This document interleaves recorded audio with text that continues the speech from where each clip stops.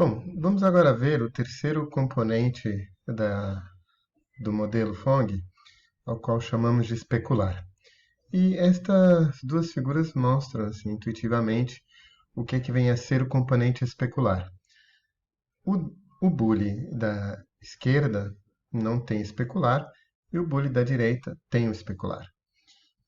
Obviamente, o boolean da direita também tem o difuso, mas somado a ele tem o coeficiente que nós vamos chamar então de especular, que é essa manchinha branca que nós podemos ver aí. Como o próprio nome diz, especular, de speculum, é a parte de um material, a parte de uma superfície de um material que se aproxima de um espelho. Quanto mais especular for o meu material, mais próximo de um espelho vai ser. Digamos que se ele for completamente especular, ele vai ser um espelho puro. Inclusive, nós não vamos ter os outros componentes, o componente difuso, principalmente porque significa que toda a luz, o raio de luz que chega é refletido com o mesmo ângulo de incidência, e aí nós não temos aquela difusão que nós vimos originalmente. No entanto, nós vemos que assim, poucos são os materiais na natureza que têm uma especularidade 100%. A maioria dos objetos, eles vão ter, que tem especular, eles vão ser um pouquinho especular, mas também vão ter um pouco de comportamento de difuso. Bem, e uma característica importante do espelho, portanto, da componente especular, é que agora, enquanto no difuso e no ambiente não importava onde o observador se encontrava, a cor de um determinado ponto da superfície era sempre a mesma, no componente especular, sim, depende onde o observador se encontra. Porque, na verdade, nós vamos ver aquele ponto que está sendo refletido para aquele lugar e, dependendo de onde o observador se encontra, ele vai ver outro raio de luz que vem de outra direção. Bem, então este desenho ilustra mais ou menos os componentes que nós vamos usar para fazer uma aproximação do componente especular. Temos a luz, o raio de luz, que tem uma certa angulação em relação à normal, que é o vetor perpendicular ao ponto da superfície em questão. E vamos depois ter o observador, o viewer, que está aqui, também tem uma angulação do observador em relação à normal. E vamos ter, digamos assim, o raio de luz refletido por essa superfície, devolvido por essa superfície.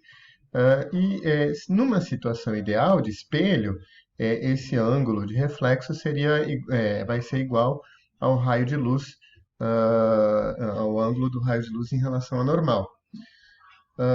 Quanto mais espelhado for o objeto, nós vamos apenas ver esse raio de luz refletido se estivermos bem alinhadinho aqui em relação a esse raio.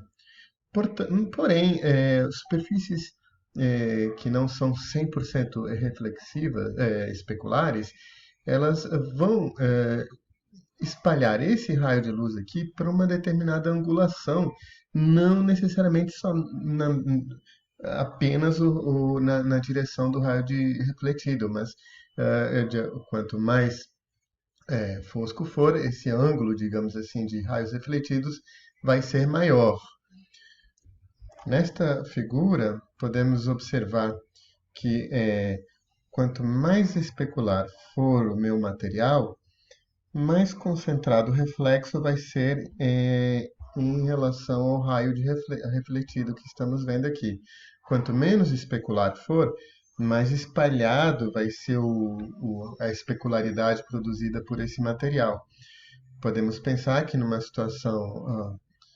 situação mais extrema, onde não temos nenhuma especularidade, portanto só difusão, todo o raio de luz que incide aqui vai ser espalhado igualmente para todas as direções. Bem, então basicamente para calcularmos a intensidade da especularidade no Phong, nós vamos calcular qual é o ângulo formado entre o vetor de observador, que é esse vetor do ponto em questão até onde está a câmera, da cena e o vetor refletido em relação à luz para aquele ponto.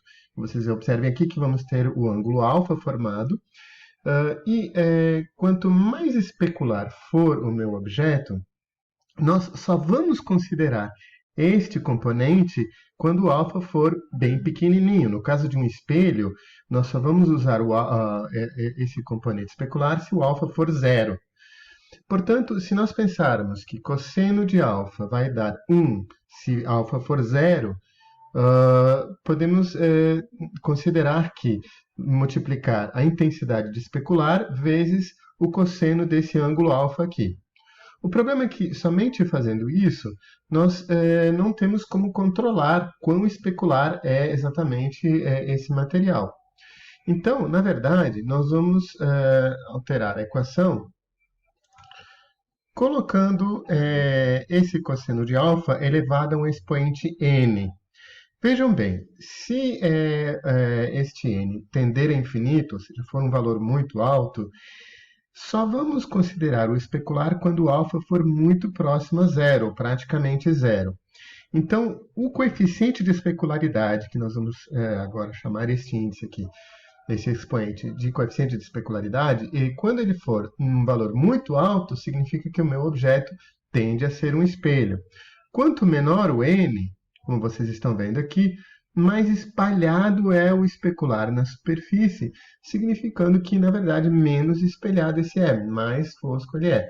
O n valendo um valor baixo, nós vemos assim que a especularidade dele é bem espalhada, muito próximo do que seria o Fong.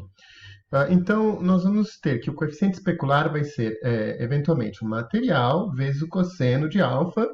Alfa agora é o ângulo formado entre o vetor de observador e o vetor de luz refletida, certo? E, de novo, da mesma forma que nós fizemos no coeficiente difuso, esse alfa aqui pode ser calculado através do produto escalar do vetor do observador, do viewer, com o vetor do raio refletido. E com isso nós temos o cosseno de alfa. E vamos pegar, então, o escalar deles e elevar um n. Esse n, então, nós vamos chamar e vamos ver nas engines e nas ferramentas que manipulando ele, nós vamos ter índices de especularidade cada vez maiores. E aqui veja que com esse n igual a 30, nós temos um boolean que parece muito mais espelhado do que esse que está aqui.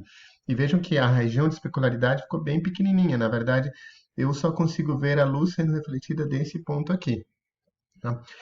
Agora, um pequeno detalhe. Este material que estamos vendo aqui, na verdade, não é exatamente o material como era no difuso e como era no ambiente. Porque, na verdade, o que nós estamos vendo neste ponto não é a cor do material, a cor da superfície do objeto, mas, na verdade, é a luz que está sendo devolvida para o meu olho, tal como ela chega na superfície.